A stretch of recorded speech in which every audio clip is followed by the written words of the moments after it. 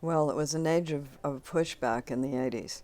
So people were pushing back against the gains made by the second feminist movement of the 1970s.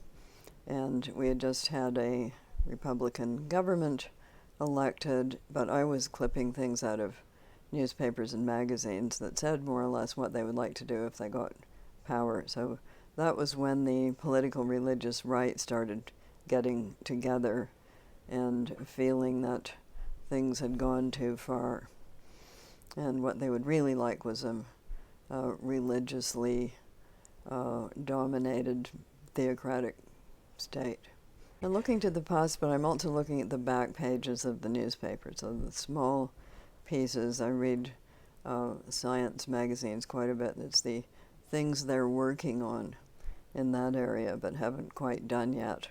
And with the newspapers, it's sort of things you pick up that aren't headlines yet, and other pieces like a deep dive into old order Mennonites who still have polygamous marriages, etc. So things like that. But yes, it is the past, and I said I wasn't going to put anything into the book that hadn't been done by somebody to somebody else at some time somewhere.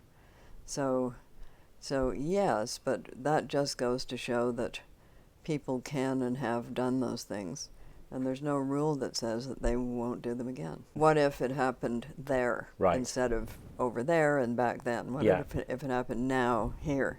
What if it happened here and now? So probably unlikely in England. You might get some other form of totalitarian absolutism, but not that. Yeah. Whereas in the States, you have people talking quite openly about the fact that that is what they would like to do. In the 90s, we thought, or were told, end of history, let's all go shopping, problem solved. But in the 21st century, that all changed again very suddenly. The Twin Towers went down, then we had the financial crash of 2008. Things became quite unstable. They felt unstable. They felt very, very shifty, and you didn't know what was going to happen. And that was when it was hard for young people to do better than their parents had, and things started feeling a bit crumbly.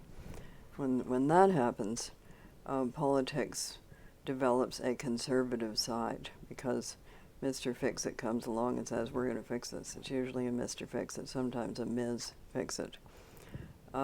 If everyone will just do what I say, and we'll have to get rid of some of those people. It's usually the plan.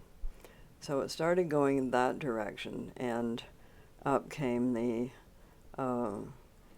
right, the fairly far right in the United States, but in other countries too. So it seemed like a good time to go back and see how Gilead might have fallen apart, because it is my belief that these regimes do eventually fall apart. So what was it like 16 years on from the Handmaid's Tale?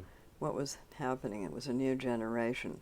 There were a bunch of people in there who had never known anything else. And what was it like just outside Gilead? There would have been a government in exile, of course, and there would have been some sort of de Gaulle resistance operation run from there. So that's what I wanted to take a look at. Well, it's a little appalling, because they would not be having this cultural impact if politics had not gone backwards. So if politics had not gone in the direction of limiting women's rights, people would have said, jolly good yarn, look what we avoided. This is never going to happen, all of which has been said. But as it is, it feels just a little bit too close to reality in some places. Well, what do we mean by incendiary? Do I think it will inspire people to blow up buildings? I don't think so. No. Will it inspire debate? It already has. Yeah, I think that that's one thing that novels can do. But as soon as you say that, somebody will say, well, shouldn't all novelists do that? And the answer is no, they should not. They should do what they're good at and what they feel impelled to do. And then those novels will find their audience. So each novel is going to be different. It's going to do a different thing.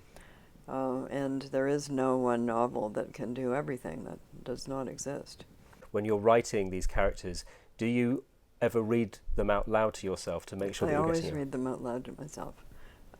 Partly that helps you notice when you've made a really awkward conjunction of words and letters that are hard to pronounce. But any book is a text for voice, so it's like a musical score. And readers reading it, and every reader is different, everyone is going to do a different reading, but every reader reading it is translating those black marks on the page back into sound. So in that sense, the reader is the violinist of the book. So each reader is reading the same book, but they're doing a different interpretation. So yes, it is fun to do voices, but I've been doing them for some time. I used to have a puppet show, and I did a lot of different voices. Oh, about 50 different choices. So on my high school aptitude test, it was forest ranger, garage mechanic, or librarian.